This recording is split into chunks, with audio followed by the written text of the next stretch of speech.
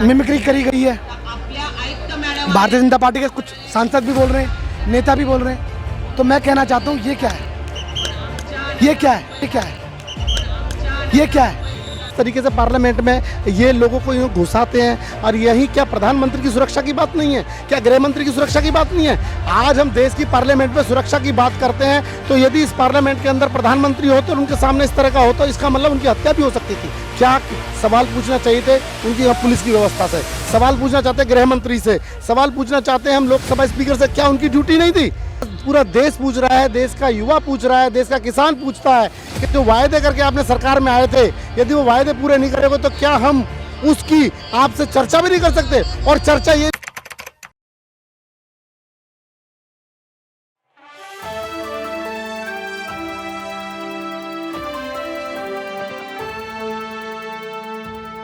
कुछ लोग हैं जो इंडिया ब्लॉक का जो ये देश भर व्यापी प्रदर्शन था उसमें शामिल होने आए थे कार्यकर्ता के तौर पर। उनसे जानेंगे कि इस पूरे प्रदर्शन का आगे राजनीतिक भविष्य क्या देखते हैं। साहब, आप ये बताएं कि इंडिया ब्लॉक ने इतना बड़ा प्रदर्शन किया सेफ डेमोक्रेसी मंच के तौर पर, इसका राजनीतिक भविष्य क्या देखते हैं 2024 को लेकर? देखिए, निश्चित रूप से देश बदलाव की तरफ है।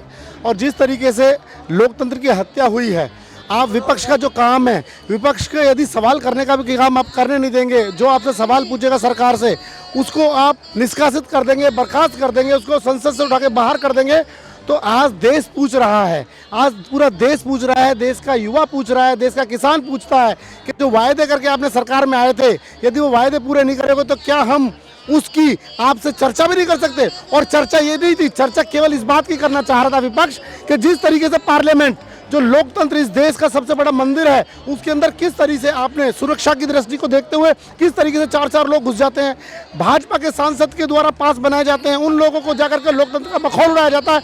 आज उसको लेकर के जब विपक्ष ने सवाल किए तो वहीं विपक्ष के सवालों को भलना करके भारतीय जनता पार्टी की सरकार नरेंद्र मोदी की तानाशाही ने उन लोगों को पार्लियामेंट से बाहर निकालने का काम किया। तो आज देश की जनता ने ये तय कर लिया है, जो सेफ डेमोक्रेसी इंडिया गठबंधन निश्चित रूप से 2024 में सरकार बनाने जा रहे हैं। मेरा सवाल ये है कि सरकार की तरफ से ये कहना था कि लोकसभा सचिवालय का काम है संसद की सुरक्षा को देखना, तो स्पीकर काम कर रहे हैं इसके ऊपर। विपक्ष ने जानबूझकर इस पूरे मामले को तूल दिया। कैलाश विजयवर्गीय मध्य प्रदेश से नेता हैं, उन्होंने भी ये बयान दिया कि इतना बड़ा मामला नहीं था, लेकिन विपक्ष ने जानबूझकर तूल दिया। विपक्ष संवेदनशील नहीं है, ये प्रहलाद जोशी संसदीय कार्य मंत्री है, उनका कहना था। किस तरह की बात कर रहे हैं, विपक्ष संवेदनशील नहीं है। अरे संवेदनशीलता की बात करते हैं क्या, जिस तरीके से पार्लियामेंट में ये लोगों को यूँ घुसाते हैं। और यही क्या प्रधानमंत्री की सुरक्षा की बात नहीं है, क्या गृह मंत्री की सुरक्षा की बात नहीं है। आज हम देश की पार्लियामेंट में सुरक्षा की बात करते हैं, तो यदि इस पार्लियामेंट के अंदर प्रधानमंत्री होते और उनके सामने इस तरह का होता, इसका मतलब उनकी हत्या भी हो सकती थी।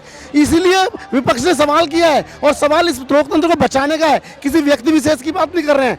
दूसरी तरफ ये मखौल उड़ाने की बात करते हैं। क्या सवाल पूछना चाहिए थे उनकी पुलिस की व्यवस्था से, सवाल पूछना चाहते गृह मंत्री से, सवाल पूछना चाहते हैं हम लोकसभा स्पीकर से, क्या उनकी ड्यूटी नहीं थी। अपनी ड्यूटी को निभाना नहीं चाहते और दूसरे के ऊपर मरना चाहते हैं। अरे मोदी जी, इस तरह की तानाशाही इस देश ने कभी देखी नहीं है, ये ज़्यादा चलने वाली नहीं है। आज देश के तमाम युवाओं ने, किसानों ने जो पहले जिस तरीके प्रताड़ना झेली है, आपने देखा होगा, 2 करोड़ लोगों को, युवाओं को रोजगार देने की बात की थी। आज 10 वर्ष हो चुके हैं, 20 करोड़ युवाओं को कौन सा रोजगार मिला। आप बात करते हैं किसानों की, बात करते हैं किसानों के आप फेवर में कि 750 किसानों की शहादत हुई है इस देश में। तो इसलिए बड़े विनम्रता से आज देश का युवा, देश का किसान, मजदूर सब पूछ रहे हैं। इस तरह लोकतंत्र नहीं चलता। आप पार्लियामेंट में नहीं बोलने देंगे तो आप सड़कों पे भी नहीं रोक पाएंगे। आज सड़कों पे हुजूम निकला है, आज शुरुआत की है, ये देश भर में पूरा डंका बजेगा। और 2024 में निश्चित रूप से इंडिया गठबंधन की सरकार बनेगी, जिसमें कांग्रेस सबसे बड़े दल के रूप में है, और कांग्रेस मिलकर के सबसे तय करेगी। और बार बार वो कह रहे हैं इन पर प्रधानमंत्री का चेहरा नहीं है। अरे चेहरा छोड़िए, हम युवाओं की बात कर रहे हैं, देश युवाओं का है।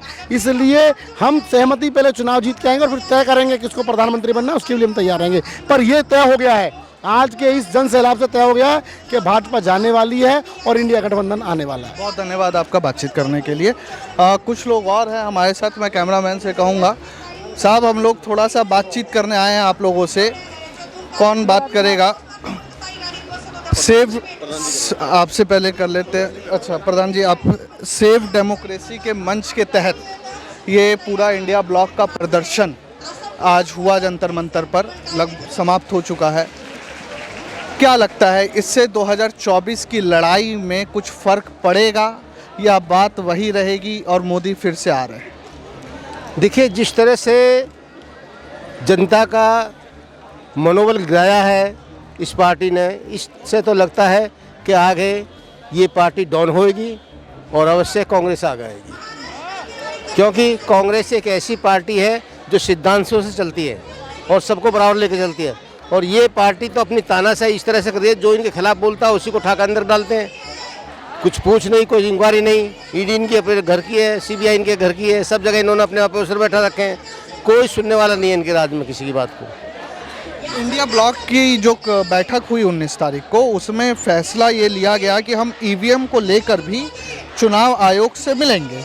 आपको क्या लगता है कि, एक मिनट सर, कि चुनाव आयोग ईवीएम को लेकर कुछ सकारात्मक जवाब देगा? बिल्कुल देगा आयोग जवाब, और जो माने में सही बात होगी उसे माना जाएगा।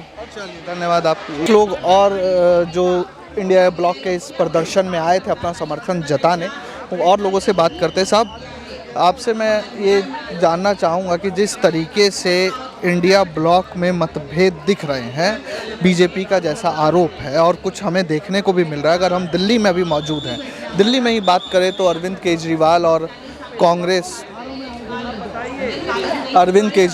कांग्रेस के बीच में मतभेद देखने को मिल रहा है। पंजाब में आम आदमी पार्टी और कांग्रेस के बीच में, बंगाल में भी टीएमसी और सीपीआईएम।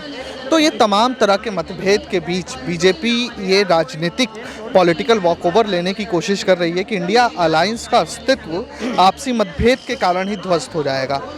पार्टी कार्यकर्ताओं के तौर पर या समर्थक के तौर पर आप लोगों का क्या मानना? देखिए भैया, मैं आपको बता दूं, आज जो देश में चल रहा है, सभी पार्टियों को पता है कि कांग्रेस ही इस देश को बचा सकती है। अब इस लड़ाई में सबका समर्थन होना ज़रूरी है। जब इस देश को आज़ाद कराया था तो सभी ने समर्थन किया था, तो आज भी वही समय आ गया।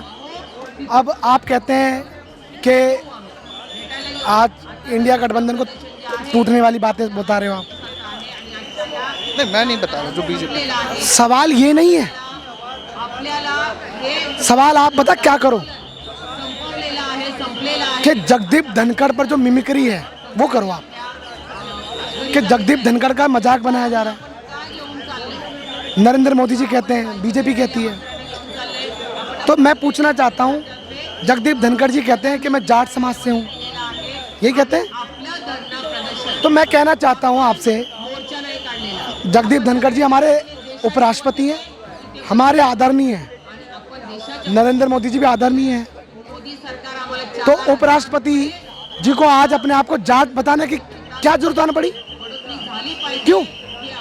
आपने कितने जाटों का समर्थन किया है बताइए आप। आपने एक गोल्ड मेडलिस्ट,